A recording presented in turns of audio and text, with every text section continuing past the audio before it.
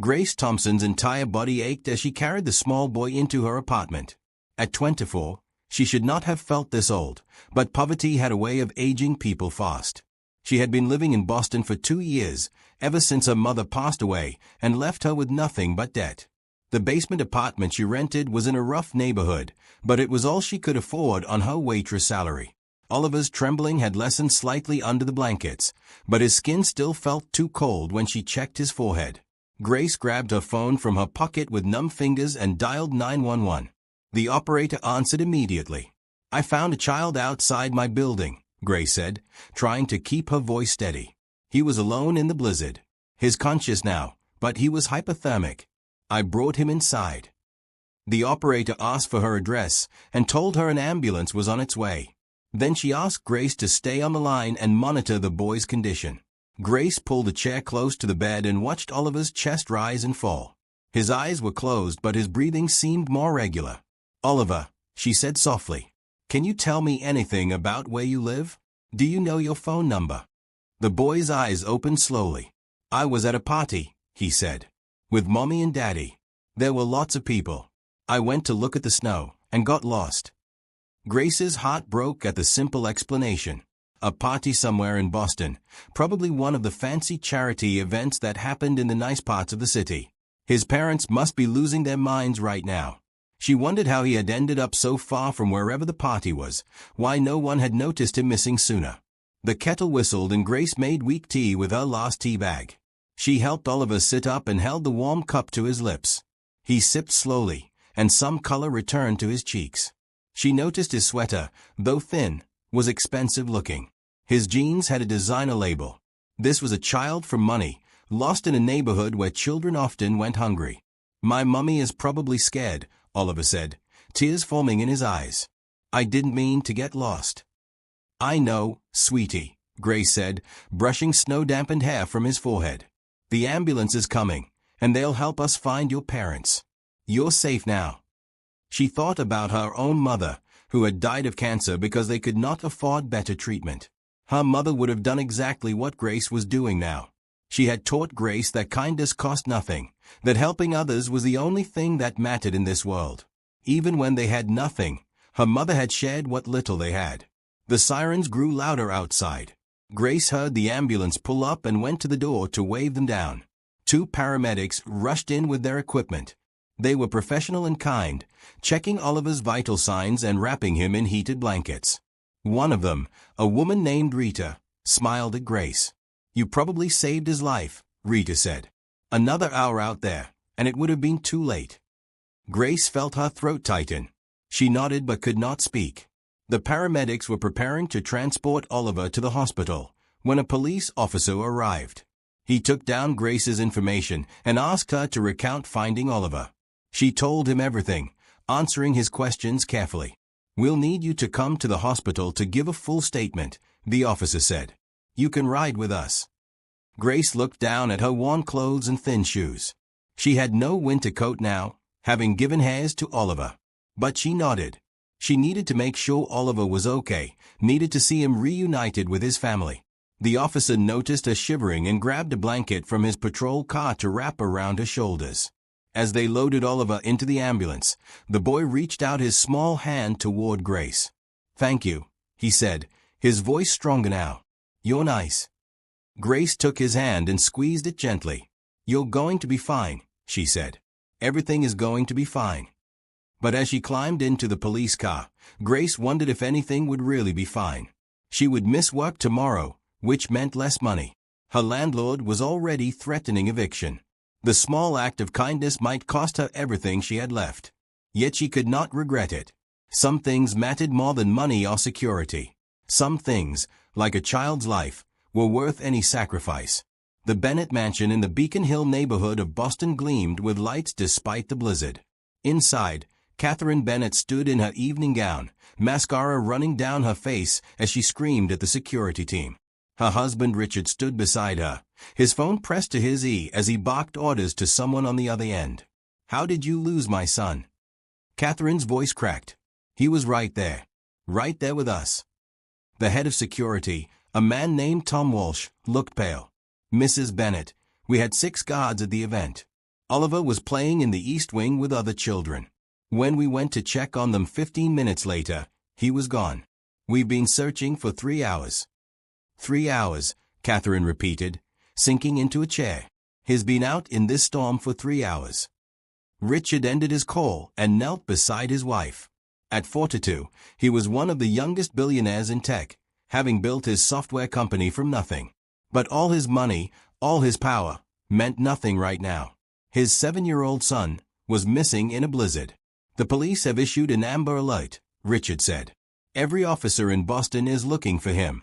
They are checking security cameras, stopping cars, going door to door in the surrounding area. Catherine grabbed her husband's hand. What if someone took him? What if he's hurt? Richard. He had his new sweater on, the thin one. He'll freeze. Richard pulled his wife close. They had met 12 years ago when Catherine was working as a teacher and Richard was just starting his company. She had taught him about empathy, about giving back, about being more than just a businessman. Oliver was a miracle child, born after years of trying and several miscarriages. He was everything to them. The charity event they had been hosting was for children's literacy programs. Over 300 people had attended, packing the museum where they had rented space. Oliver had been excited about the party, wanting to see the snow falling outside the tall windows. Somewhere between one moment and the next, he had vanished. Richard's phone rang. It was Detective Sarah Morrison from the Boston Police Department. Mr. Bennett, we may have a lead. A young woman just called 911 reporting she found a boy matching Oliver's description. He's hypothermic but alive. They are transporting him to Massachusetts General Hospital now. Catherine's sob was half relief, half continued fear. Is he okay? Is he really okay? The paramedics say he's stable. You should head to the hospital immediately. Richard and Catherine moved like people in a dream. They grabbed coats and rushed to their car, where their driver waited. Tom Walsh and 2 other security guards followed in a second vehicle. The drive to the hospital felt endless, though it took less than 10 minutes. Catherine prayed under her breath the entire way, thanking God for whoever had found her son. At the hospital, nurses directed them to the emergency room. A doctor met them in the hallway. Your son is going to be fine. He has mild hypothermia and some frostbite on his fingers and toes, but he'll recover completely. The young woman who found him acted quickly. She saved his life. Where is she? Catherine demanded. I need to see her. I need to thank her. The doctor led them to a family waiting room. Grace Thompson sat in a plastic chair, still wrapped in a police blanket. She stood up when the Bennetts entered, and Catherine's first thought was how young and thin she looked. This girl was barely more than a child herself. You found my son, Catherine said, her voice breaking. Grace nodded. He was outside my building. I couldn't just leave him there. Catherine crossed the room and pulled Grace into a tight embrace. Grace stiffened in surprise but then relaxed. When Catherine pulled back, both women had tears on their faces. Thank you, Richard said, stepping forward to shake Grace's hand. Thank you for bringing our son home. Detective Morrison entered with a notebook. Ms. Thompson, if you're feeling up to it, I need to get your full statement about finding Oliver. For the next hour, Grace recounted everything while the detective took notes. The Bennetts listened, learning how their son had been passed by countless people, how Grace had given him her only coat, how she had used her lost tea bag to warm him. Richard felt something shift in his chest. This girl had nothing, and she had given everything. When Oliver was released from the emergency room into a regular room for observation, Catherine insisted Grace come meet him. Oliver's face lit up when he saw Grace. You came, he said, reaching for her hand. Mommy, Daddy, this is Grace. She saved me. Catherine watched her son hold this stranger's hand with complete trust. She looked at Richard and saw the same thought in his eyes. This woman had given them back their world. How could they ever repay that? Grace sat in the hospital room, uncomfortable in the presence of so much wealth. The Bennetts had changed from their formal wear into clothes that probably cost more than Grace made in 6 months. But they treated her with kindness that seemed genuine, not the patronizing type she sometimes encountered from rich customers at the diner. Oliver chatted happily between his parents, telling them about how cold he had been and how Grace had wrapped him in blankets.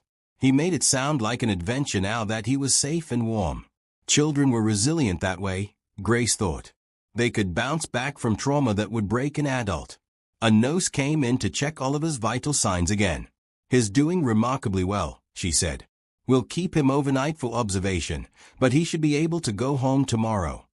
Catherine Bennett had not let go of Oliver's other hand since entering the room. She kept touching his face, his hair, as if confirming he was real. Grace understood that fear of losing someone precious.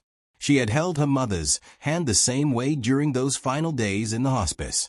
Ms. Thompson, Richard said, I understand from the police report that you walked home in the blizzard because the buses stopped running. Grace nodded. I work at Rose's Diner downtown. My shift ran late. And you live in Dorchester? Yes, in a basement apartment. Grace saw no point in hiding her circumstances. The Bennetts could probably guess her financial situation from her clothes and worn shoes. Richard exchanged a glance with his wife. Grace, I hope you'll forgive the personal question, but the detective mentioned you gave Oliver your only winter coat. Grace felt her face heat. It was nothing. He needed it more than I did. It wasn't nothing, Catherine said firmly. You put a child's welfare ahead of your own safety. That's extraordinary. A social worker knocked and entered, introducing herself as Maria Santos. She needed to ask Grace some routine questions about the circumstances of finding Oliver. Grace answered honestly, aware the woman was making sure there had been no foul play. When Maria seemed satisfied, she left with a warm smile. They have to check, Richard explained. Child protection protocols. I understand, Grace said.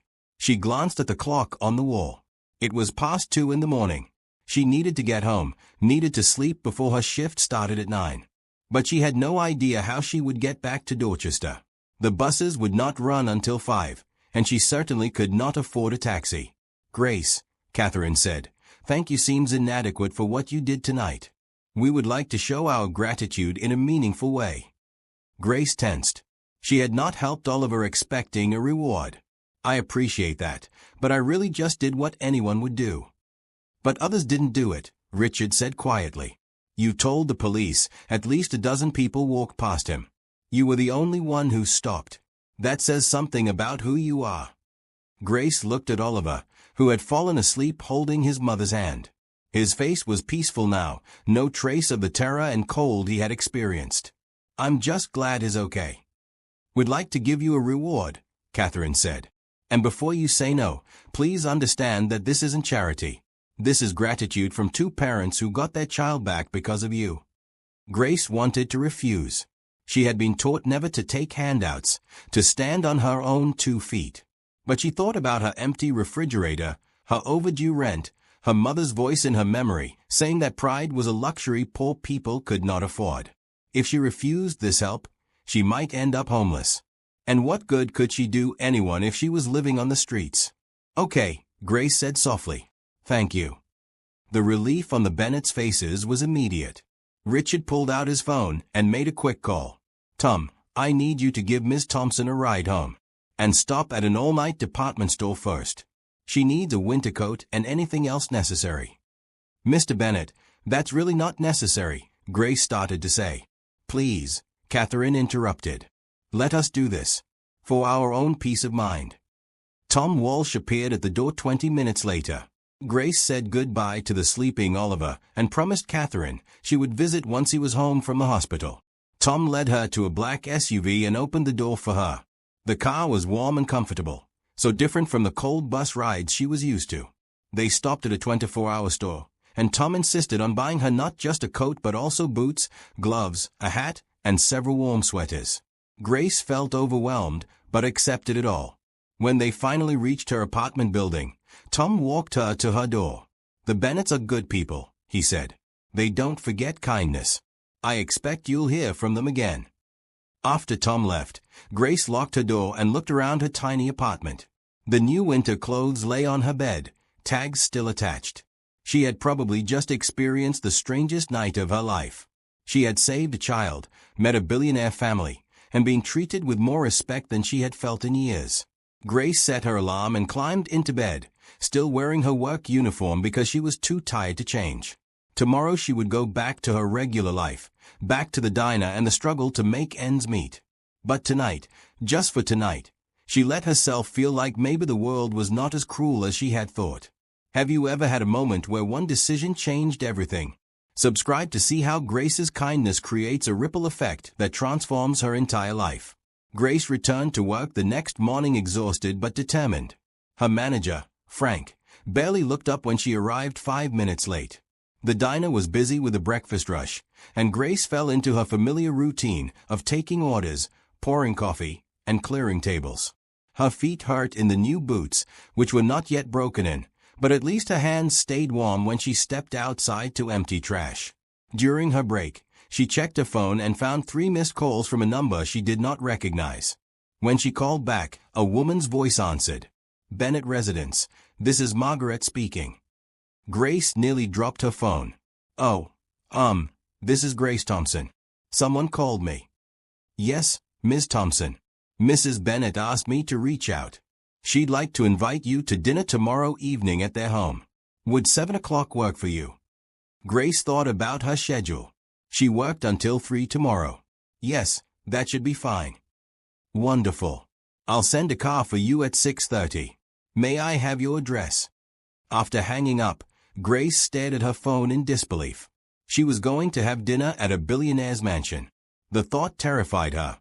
She had nothing appropriate to wear, no idea how to act in that kind of setting. But the Bennetts had been so kind, and she wanted to see Oliver again to make sure he was truly recovered. The next day dragged by slowly. Grace's mind kept wandering to the evening ahead. When her shift ended, she rushed home to shower and change. She put on her best outfit, a simple navy dress she had worn to her mother's funeral. It was outdated and plain, but it was clean and modest. A sleek black car arrived exactly at 6:30. The driver introduced himself as James and treated Grace with warm politeness. The drive to Beacon Hill took 30 minutes through early evening traffic. Grace watched the neighborhoods change from rundown to working class to wealthy. By the time they pulled up to the Bennett mansion, her stomach was in knots. The house was stunning, a historic brick building with white columns and a circular driveway. Catherine Bennett herself answered the door, wearing casual jeans and a soft blue sweater. Her warm smile put Grace slightly at ease. "Grace, thank you so much for coming. Please, come in." The interior was beautiful, but surprisingly comfortable. Grace had expected cold marble and stuffy formal rooms, but the Bennett home felt lived in and warm. Children's drawings hung on the refrigerator. Toys were scattered in a corner of the living room. Oliver came running down the hallway. "Grace," he shouted, wrapping his arms around her waist. His bandaged fingers stuck out awkwardly, but his hug was enthusiastic. "Hey, buddy," Grace said, kneeling to his level. "How are you feeling?" "Much better. The doctor says my fingers will be all healed in a few weeks. Want to see my room?" Catherine laughed. "Oliver, let Grace get settled first. Dinner won't be ready for another 30 minutes. Richard appeared from a side room, also dressed casually in slacks and a button-down shirt. He shook Grace's hand warmly. "I'm glad you could make it. We wanted to talk to you about something important." They sat in the living room, and Catherine poured tea from a silver service. Grace perched on the edge of a sofa, trying not to look as nervous as she felt. Oliver climbed up next to her and started telling her about all the TV shows his parents had let him watch while recovering. "Grace," Richard said once Oliver paused for breath, "Catherine and I have been talking since the other night. What you did for our son was beyond extraordinary. We want to do more than just say thank you." Grace's hands tightened around her teacup. "You've already been so generous with the clothes and everything. We'd like to offer you a position at my company," Richard continued. "We have an opening in our customer service department. It's entry-level, but it comes with full benefits, including health insurance and a retirement plan. The salary would be $50,000 a year to start." Grace's mind went blank. $50,000. She currently made $22,000 working full-time at the diner. Health insurance would mean she could go to a dentist for the first time in 5 years, could get her asthma medication without rationing it. "I don't have a college degree," Grace said, her voice barely a whisper. "I only finished high school." "That's fine," Catherine said. The position just requires good communication skills and a willingness to learn. Richard and I both believe in giving people chances. Some of our best employees came from non-traditional backgrounds. Additionally, Richard added, we'd like to help you find a better living situation. That basement apartment isn't safe or healthy. We own several rental properties, and we have a one-bedroom unit in a good neighborhood that just became available. The rent would be within your new salary range. Grace felt tears building behind her eyes. This was too much. She had done one good thing, and they were offering to change her entire life. Part of her wanted to refuse, to say it was too generous, that she had not earned this. But she thought about her mother again, about the years of struggle and poverty that had ultimately killed her. She thought about the message her mother would want her to hear: accept help when it is offered with love, then use that help to lift others. I don't know what to say, Grace whispered. Say yes, Catherine said gently. Let us do this. Not because you need charity, but because you deserve a chance at something better. And because we genuinely believe you'll be an asset to Richard's company. Grace looked at Oliver, who was watching her with hopeful eyes. She looked at his parents, who seemed sincere in their desire to help. She thought about the freezing night when she had given everything she had to save a child. Maybe, just maybe, the universe was giving something back. Yes, Grace said, wiping her eyes. Thank you. Yes. Catherine hugged her, and Richard smiled broadly. Oliver cheered and asked if this meant Grace would come over more often. For the first time in years, Grace felt hope bloom in her chest. Real, genuine hope for a better future. Grace gave a notice at the diner 2 weeks later. Frank barely reacted, already hiring her replacement before she finished her last shift. None of her co-workers seemed surprised she was leaving. People came and went from minimum wage jobs constantly. Only Rita, an older waitress who had worked at Rose's for 15 years, gave Grace a hug and told her to never look back. The one-bedroom apartment the Bennetts helped her secure was in Jamaica Plain, a safer neighborhood with tree-lined streets and local shops. It was on the second floor of a well-maintained building, with large windows that let in natural light. The landlord, who worked with the Bennett Property Management Company, had waived the usual deposit requirements. Grace moved her few belongings in one trip, carried in boxes she got from a liquor store.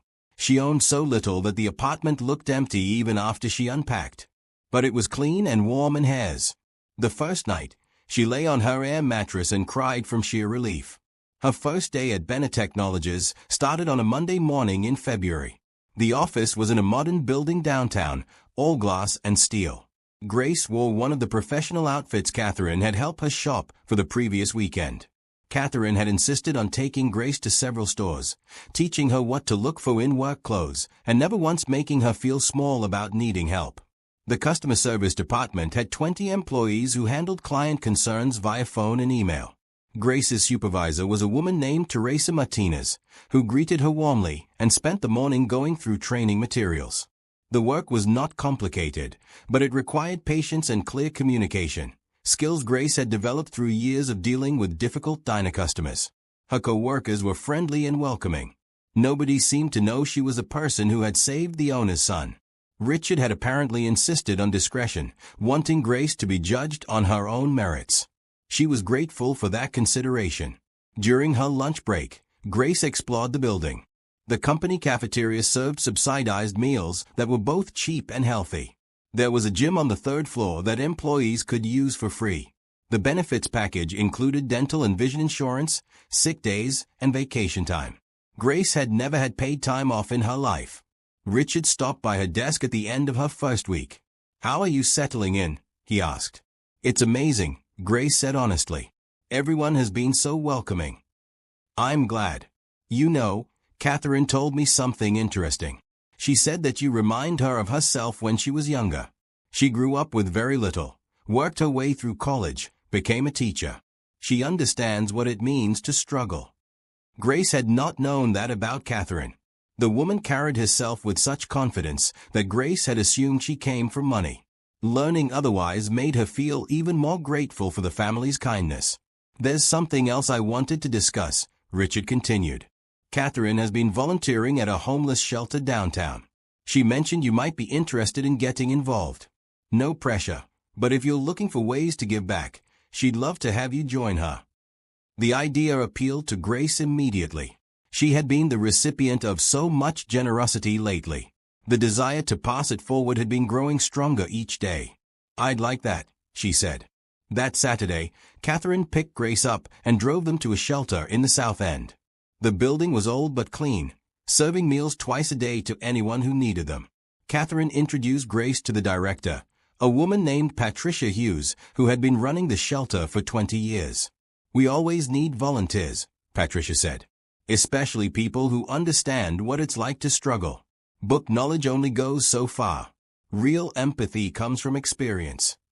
Grace spent the afternoon helping serve lunch and talking with people who were facing the kinds of challenges she had faced just weeks ago. She met single mothers working multiple jobs who still could not afford rent. She met veterans struggling with injuries and trauma. She met older adults whose social security checks did not stretch far enough.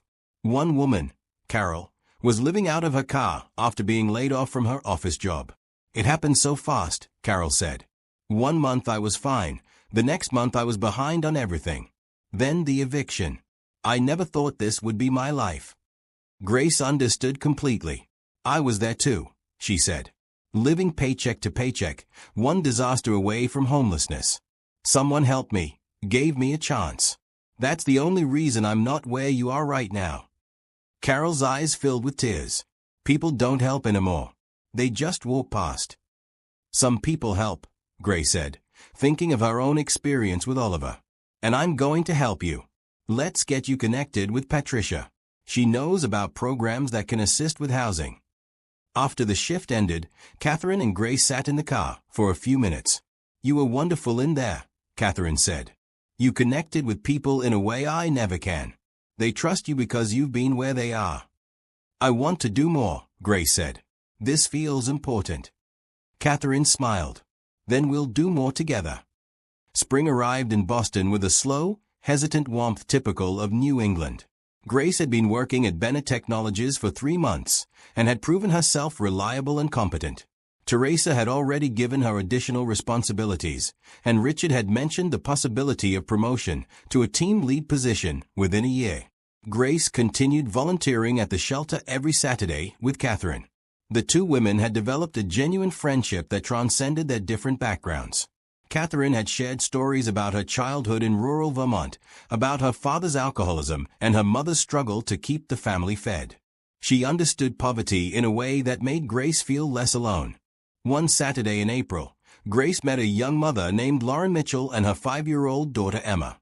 Lauren had been staying at the shelter for 2 weeks after fleeing an abusive relationship. She had a job interview the following Monday, but had nothing professional to wear.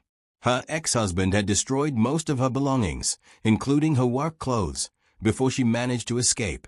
"I can't go in jeans and a t-shirt," Lauren said, tears streaming down her face. "This job is my chance to start over. It's office work, pays decent. But without proper clothes, I won't get taken seriously." Grace thought about her own job interview with Richard, how Catherine had helped her shop for professional attire. "What size are you?" she asked Lauren. They were similar builds. Grace excused herself and called Catherine, who immediately drove over with several outfits from her own closet. They took Lauren into a private room and helped her try on clothes until they found a complete professional outfit that fit well. Catherine also gave Lauren a pair of low heels and a simple necklace. "You look perfect," Grace said. "Professional and confident." Lauren broke down crying, and Grace held her while she sobbed. When Lauren finally composed herself, she said, "Why are you being so nice to me? You don't even know me." "Someone was nice to me when I needed it most," Grace said. "I'm just passing it forward." Lauren got the job. When she came to the shelter the following week to share the news, she hugged Grace so tightly it hurt. "I start next Monday. Emma will go to the company daycare. We're going to be okay." Patricia pulled Grace aside after Lauren left. "You have a gift for this work. Have you ever thought about doing it professionally?" Grace had not considered that possibility. "I don't have any training in social work or counseling." "Life experience counts for a lot," Patricia said. "There are certificate programs you could take. Community colleges offer courses in human services. With your background and your natural empathy, you could make a real difference. The idea planted itself in Grace's mind and grew over the following weeks. She researched programs and found that Bunker Hill Community College offered an associate degree in human services that she could complete part-time while continuing to work. The cost was manageable with her new salary, and Richard's company offered tuition assistance for employees pursuing education. When Grace mentioned the idea to Catherine, the older woman was enthusiastic. "You should absolutely do it. And let us know if you need any help with expenses. We believe in investing in people who want to invest in others." Grace enrolled in summer classes, taking 2 courses to start. The work was challenging but engaging.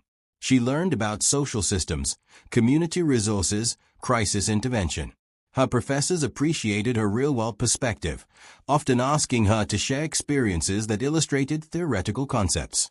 At the shelter, Grace started leading a support group for women transitioning from homelessness to stable housing. She taught them practical skills like budgeting, job searching, and navigating bureaucratic systems. But more importantly, she offered them hope through her own story. "6 months ago, I was where you are now," she told the group one evening. "I was living in a terrible apartment, working a dead-end job, with no idea how I'd escape poverty. Then something happened that changed everything. I helped someone, and they helped me back. That's what I want to create here, a community where we all help each other rise." The women in the group responded to Grace's authenticity. Several of them started volunteering at the shelter themselves once they secured stable housing and jobs. Grace's vision of paying kindness forward was creating a ripple effect. One evening, after a particularly successful support group session, Catherine and Grace sat in a coffee shop near the shelter. "You know," Catherine said, "I've been thinking. This shelter does great work, but it's just one location. What if we expanded the model?" "What do you mean?" Grace asked. "Community centers," Catherine said, her eyes bright with excitement. "Places that offer not just emergency shelter, but also job training, childcare, counseling services, food assistance. One-stop locations where people can access everything they need to stabilize their lives." Grace felt her pulse quicken. That would be incredible. But it would cost a fortune to set up. "The Bennett Foundation has resources," Catherine said. "We've been looking for meaningful ways to invest in the community. This could be it. And I'd want you to be involved in designing the programs. Your insight into what people actually need would be invaluable." Grace set down her coffee cup carefully. "You're serious about this?" "Completely serious. Will you help me?" Grace thought about Lauren and Carol and all the other people she had met at the shelter. She thought about her mother, who had needed exactly this kind of comprehensive support, but had never found it. She thought about how one act of kindness on a frozen night had led to this moment. "Yes," Grace said. "Absolutely yes." Summer heat blanketed Boston by the time Oliver Bennett's 7th birthday arrived in July. Grace had been invited to the celebration, a small family party at the Bennett home. She arrived with a wrapped book, a story about kindness and courage that she hoped he would enjoy. Oliver opened presents in the living room while his parents watched with amusement. He got toys, games, art supplies, and a new bicycle. But when he opened Grace's gift, he spent several minutes looking through the book with genuine interest. "This is great," he said, hugging Grace. "Will you read it with me later?" "Of course," Grace said. After the cake had been cut and eaten, Oliver made an announcement. "Mom, Dad, I want to use my birthday money to help Grace's shelter." Catherine and Richard exchanged surprised glances. "What do you mean, honey?" Catherine asked. Oliver pulled out an envelope. "Grandma and Grandpa sent me $100, and Aunt Susan gave me $50. I want Grace to use it to help people like you helped me." Grace felt her throat tighten. "Oliver, that's very sweet, but that's your birthday money. You should spend it on something for yourself." "But you saved me," Oliver said with the straightforward logic of a child. "And now you help other people. I want to help too." Richard knelt beside his son. "I'm very proud of you for thinking of others. But are you sure about this?" "I'm sure," Oliver said firmly. "Grace says that kindness creates more kindness. I want to be part of that." Catherine wiped her eyes. "Then we'll match whatever you give." If you donate $150, we'll add $150 from us. How does that sound? Oliver beamed. That's $300. That's a lot of help. After Oliver went upstairs to play with his new toys, Richard and Catherine sat with Grace in the living room. He's been different since that night, Richard said. More aware of other people, more grateful for what he has. You taught him an important lesson about empathy. I didn't teach him anything, Grace protested. I just did what felt right. That's exactly the lesson, Catherine said. Doing what's right even when it's hard. Oliver saw that in you, and it changed him. Richard pulled out his phone and made a note. Oliver's donation gave me an idea. What if we set up a matching program through the Bennett Foundation? For every dollar donated to your community center project, we match it. That way, we can involve the broader community in funding this work. And we should hold a fundraiser, Catherine added. Something that tells the story of how this project started. Grace, would you be comfortable sharing your story publicly? About finding Oliver and how that led to everything else. Grace hesitated. She had kept a low profile, deliberately, uncomfortable with attention. But if telling her story could help raise money for people who needed it, how could she refuse? Okay, she said. If it helps the center get built, I'll do it. Over the following months, Catherine and Grace worked with architects and community organizers to design the first community center. They held focus groups with shelter residents to understand what services would be most useful. The plan that emerged was comprehensive: emergency shelter beds, a commercial kitchen, job training classrooms, childcare facilities, counseling offices, and a medical clinic. The fundraising gala was scheduled for October. Catherine hired an event planner who secured a venue and organized the evening. Local news outlets ran stories about the project, focusing on how Grace's single act of kindness had snowballed into a major community initiative. Grace was terrified of public speaking, but Catherine helped her practice. Just tell your story honestly, Catherine advised. Don't try to be dramatic or inspiring. Let the facts speak for themselves. The night of the gala, Grace wore a simple green dress that Catherine had helped her choose. The venue was packed with Boston's wealthy elite, people who could write substantial checks.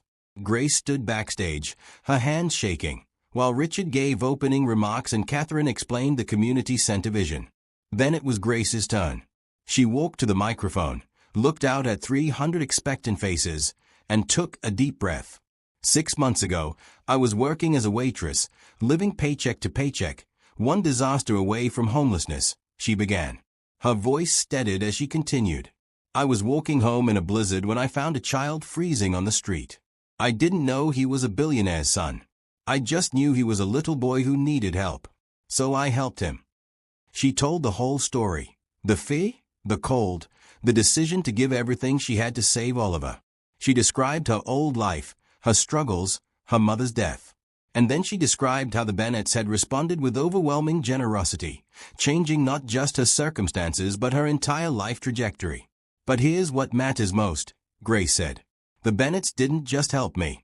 They showed me what's possible when people with resources decide to invest in people instead of just things. Now I have the chance to pay that kindness forward, and I need your help to do it. This community center will serve hundreds of people who are exactly where I was 6 months ago. People who just need one chance, one moment of kindness, to change everything. The room was silent when she finished. Then someone started clapping, and suddenly everyone was on their feet, applauding. Grace felt tears on her cheeks but smiled through them. By the end of the night, they had raised over $2 million for the community center. Oliver, who had been allowed to attend as a special treat, counted his own contribution proudly. We did it, he told Grace. We're going to help so many people. Grace hugged the little boy who had changed her life. Yes, we are. Construction on the Boston Community Hope Center began in November. The site was in Roxbury, chosen because it served multiple underserved neighborhoods. Grace visited the construction site weekly, watching the building take shape. Every I-beam raised, every wall framed, felt like a promise being kept. Richard had hired Daniel Foster as the lead architect on the project. Daniel was 32, with kind brown eyes and an easy smile. He had grown up in South Boston and had strong feelings about designing spaces that served communities rather than just looking impressive. When Grace attended construction meetings, Daniel always took time to explain the technical aspects in terms she could understand. "This wing will house the medical clinic," he said during one site visit, pointing to a section of blueprints. "We're designing it to be welcoming rather than institutional. Natural light, warm colors, comfortable waiting areas. People who are struggling shouldn't have to sit in depressing spaces." "That's perfect," Grace said. "When I had to go to the emergency room a few years ago, everything was so cold and sterile. It made me feel even worse." Daniel nodded. "Architecture should heal, not intimidate. That's the philosophy behind this entire project." They walked through the framed building together, Daniel describing his vision for each space. Grace appreciated how he listened to her input, incorporating suggestions that came from her lived experience of poverty.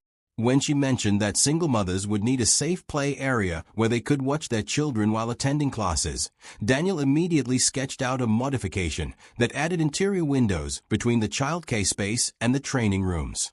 "You think like someone who actually cares about the people who'll use this place," Grace said. "I grew up poor," Daniel said simply. "My mom raised 3 kids on her own after my dad died. I remember what it was like to need help and feel judged for needing it. I want this center to feel different." Over the following weeks, Grace and Daniel spent increasing amounts of time together, discussing not just the building, but their shared values and experiences. Daniel volunteered his free time helping at the shelter where Grace still worked every Saturday. He taught a basic carpentry class, showing people skills they could use to find employment.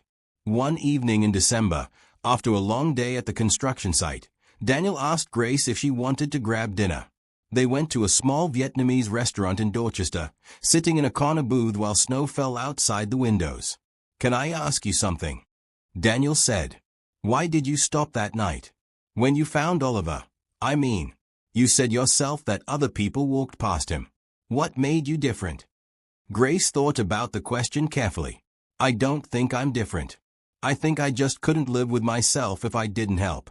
My mom used to say that we're all connected, that turning away from someone suffering is like cutting off a part of yourself. I learned that from her." She sounds like she was an amazing person. She was. She died because we couldn't afford better medical care. That's something I think about a lot now that I'm helping plan a clinic. How many people die or suffer just because they don't have money? It's not right. Daniel reached across the table and took her hand. "You're doing something about it. That matters." Grace felt warmth spread through her chest. She had not dated since moving to Boston, too focused on survival and then on work and school. But there was something about Daniel that felt safe and right. He understood her in ways that someone from a privileged background never could. They started seeing each other regularly. Daniel met Catherine and Richard at a holiday party at the Bennett home, and they approved immediately. Catherine pulled Grace aside at one point and whispered, "He's wonderful. And the way he looks at you? That's special." Oliver, now 7.5, appointed himself Grace's little brother. He drew pictures of her and Daniel together and announced that they should get married so he could be the ring bearer. Grace laughed but felt a flutter of possibility. After so many years of struggle, maybe she was allowed to want more than just stability. Maybe she could have love too. The Community Hope Center was scheduled to open in March. Patricia had agreed to become the director, and they had hired a staff of social workers, teachers, and medical professionals. Grace was finishing her first year of community college and had been offered a paid position at the center as a program coordinator. In January, a local news station did a feature on the center, interviewing Grace, Catherine, and Daniel. The reporter asked Grace if she had ever imagined her life turning out this way. "Never," Grace said honestly. 6 months ago, I was just trying to survive. Now I'm part of something that might help hundreds of people survive too. It's overwhelming and wonderful." "What do you think your mother would say if she could see you now?" the reporter asked. Grace felt tears well up. She would say I made her proud. She always believed in helping others, even when we had nothing. I think she'd be happy that I'm carrying on that legacy. After the interview aired, Grace received dozens of messages from people asking how they could volunteer or donate. The community was rallying around the center in ways that exceeded even Catherine's optimistic projections. The matching fund program had generated an additional $1 million, and local businesses were offering in-kind donations of furniture and supplies. One evening, Daniel took Grace to the construction site after everyone else had left. He had arranged for the temporary power to be on, lighting up the nearly completed building. They walked through the empty spaces, their footsteps echoing. "In 2 months, this will be full of people getting help," Daniel said. "Jobs will be found here. Lives will be changed. And it all started because you stopped on a cold night when everyone else kept walking." Grace leaned against him. "It started because you all believed in what was possible. I just opened a door. You all walked through it with me." "We walked through it together," Daniel corrected. He turned to face her, taking both her hands. "Grace, I know we've only been seeing each other for a few months, but I've never met anyone like you. You're strong and kind, and you see the best in people. I'm falling in love with you." Grace's heart raced. "I'm falling in love with you too." They kissed in the empty building that represented hope and second chances. Outside, snow fell gently over Boston, covering the city in quiet white. Everything was beginning again, fresh and new and full of possibility. Valentine's Day arrived on a Tuesday, 3 weeks before the Community Hope Center's scheduled opening. Grace woke early to study for an exam in her social work ethics class, then headed to Bennett Technologies for her shift. The office was decorated with red and pink hearts, and her co-workers teased her about her plans with Daniel. "He's taking me to dinner," Grace admitted, blushing. "Nothing too fancy. We're not really fancy people." Teresa laughed. "Honey, after everything I've heard about you two, I'd say you're perfect for each other. That man looks at you like you hung the moon." Grace spent her lunch break reviewing final details for the center opening. They had planned a community event with food, music, and tours of the facility. Local officials would speak, along with Patricia and Catherine. Grace had been asked to say a few words, but she was keeping her remarks brief. This day was about the people the center would serve, not about her. After work, Grace went home to change. She put on the red dress she and Catherine had found at a consignment shop, simple and elegant. Daniel picked her up at 7, bringing flowers and wearing a nervous smile. "You look beautiful," he said. They drove to a small Italian restaurant in the North End, family-owned and cozy. Over pasta and wine, they talked about everything and nothing. Daniel told her about his sister's new baby, his nephew who he was crazy about.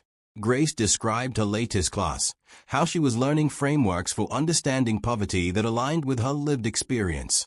"Can I tell you something?" Daniel said over dessert. "When I first met you at that construction meeting, I thought you were the project manager or something. You carried yourself with so much confidence. Then someone mentioned you were the person who found Richard's son, and I started paying attention to your story. The more I learned, the more impressed I was." "I'm not impressive," Grace protested. "I'm just figuring things out as I go." "That's what makes you impressive. You don't pretend to have all the answers. You just keep showing up and doing the work." After dinner, Daniel drove to a parking area near the Charles River. They walked along the path, watching the lights of Cambridge reflect on the dark water. It was cold but clear, stars visible despite the city lights. "I have something for you," Daniel said, pulling a small box from his coat pocket. "It's not what you might think, so don't panic." Grace opened the box to find a silver bracelet with a small charm in the shape of a house. "Daniel, it's beautiful. The house represents what we're building together," he said. "Not just the community center, but a life. A foundation. I wanted you to have something to remember that we're building something real here." Grace fastened the bracelet around her wrist, then pulled Daniel into a kiss. "I love it. I love you." "I love you too," he said. "More than I knew I could love anyone."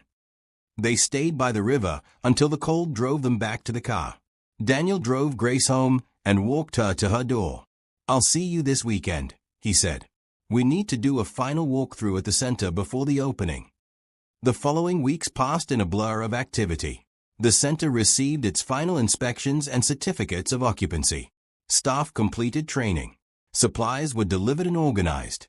Grace coordinated with dozens of volunteers who would help during the opening event. The night before the opening, Grace could not sleep. She lay in bed thinking about all the people who had brought her to this moment. Her mother, who had taught her about kindness. Oliver, who had needed help on a frozen night. The Bennets, who had responded with such generosity. Daniel, who had shown her that love could be part of this new life she was building. Opening day dawned bright and cold. Grace arrived at the center at 6 in the morning to oversee setup. By 9, when the doors opened, over 300 people had lined up outside. Some came seeking services. Others came to volunteer. Many came just to see what hope looked like when it took physical form. Catherine gave a beautiful speech about vision and community. Patricia spoke about practical programs and how people could access help. Then it was Grace's turn. She stood at the microphone in her bright blue dress, looking out at the crowd. "I'm not going to talk long," she said. "I just want to say thank you. Thank you to everyone who believed that kindness matters, that we're responsible for each other, that no one should have to face struggles alone. This center exists because people chose to care. And now it's here to help anyone who walks through these doors. No judgment. No shame. Just support and second chances." The crowd applauded, and people began touring the building. Grace watched families explore the childcare area. So job seekers examined the training classrooms, noticed the quiet relief on faces of people who had been struggling. This was real. This was happening. Daniel found her in the afternoon, standing in the main lobby watching the flow of people. "You did it," he said, wrapping his arms around her waist from behind. "This is your dream made real." "Our dream," Grace corrected. "I couldn't have done any of this alone."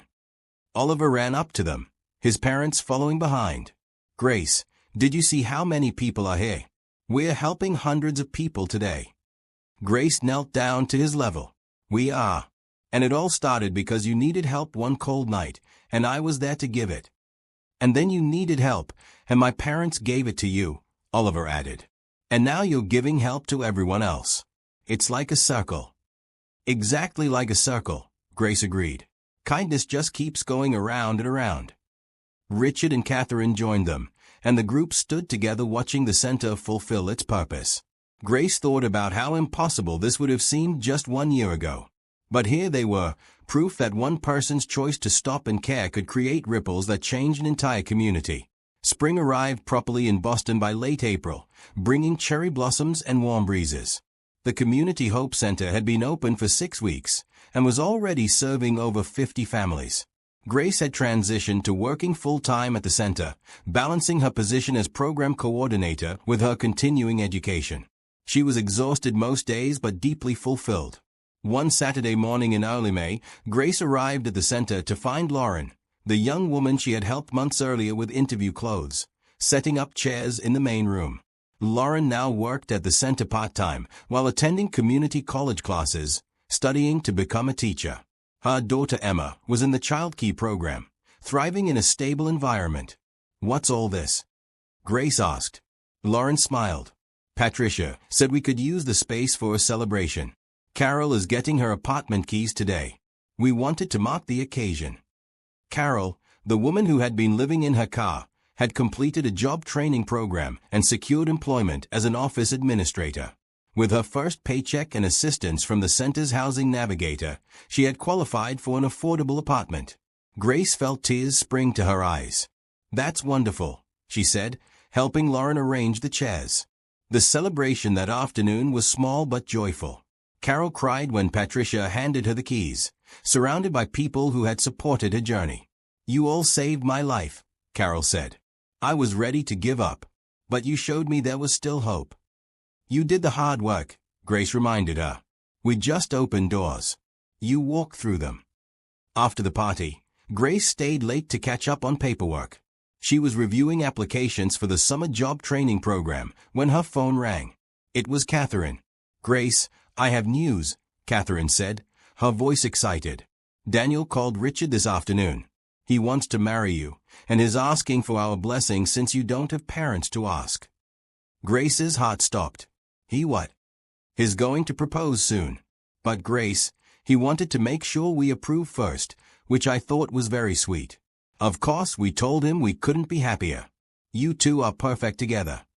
After hanging up, Grace sat in stunned silence. Marriage. She had not let herself think that far ahead, too focused on building stability and helping others. But the idea filled her with joy. Daniel was her partner in every sense, sharing her values and dreams. 2 weeks later, Daniel took Grace to the harbor for a sunset walk. They stopped at a bench overlooking the water, and Daniel took both her hands. "Grace Thompson, I love you more than I ever thought possible. You've shown me what it means to live with purpose, to give without expecting anything back, to believe in second chances. Will you marry me?" The ring was simple, a small diamond on a silver band. Grace said yes through tears, and Daniel slipped the ring onto her finger. They sat on the bench as the sun set over the harbor, planning a future together. The wedding was planned for August, a year after the fundraising gala that had launched the community center. Catherine insisted on hosting it at the Bennett home, and Grace gratefully accepted. The guest list was small: close friends, center staff, and the families Grace had helped through the shelter and center programs. Oliver proudly served as ring bearer, just as he had insisted he would. His parents stood beside Grace as she walked down the makeshift aisle in the Bennett's garden. She wore a simple white dress that Catherine had helped her choose, with flowers in her hair that Emma had picked.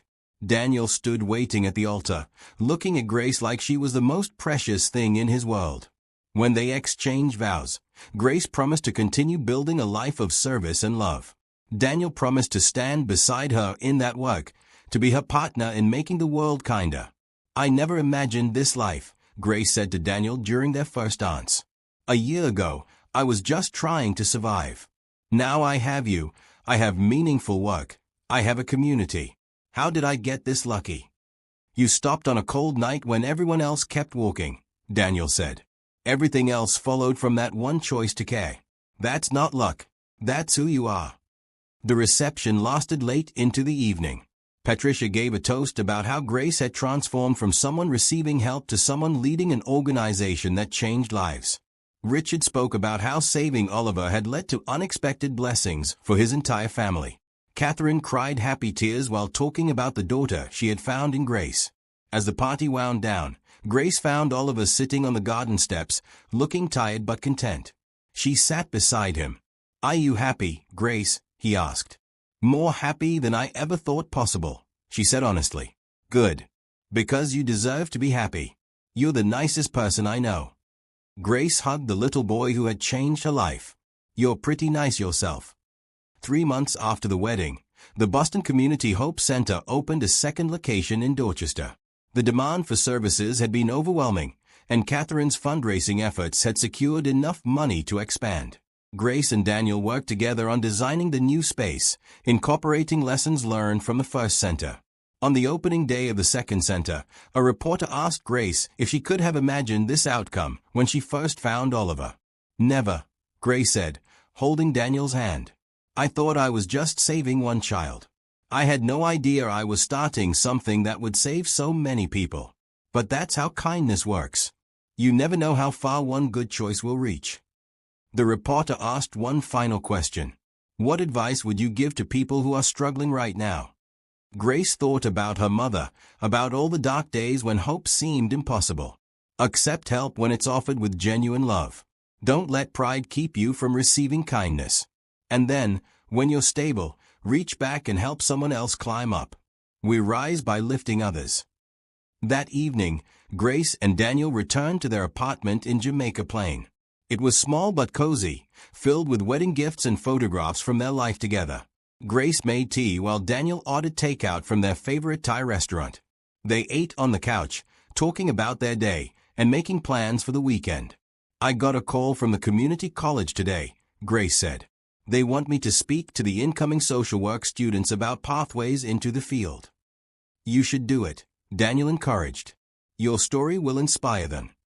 "My story is still happening," Grace said. "It's not finished yet. We're going to do so much more." Daniel pulled her close. "Yes, we are. Together." Outside, Boston sparkled with city lights. Somewhere in those streets, people were struggling, hoping, trying to survive another day. But now there were places they could go for help, communities ready to support them, proof that kindness still existed in the world.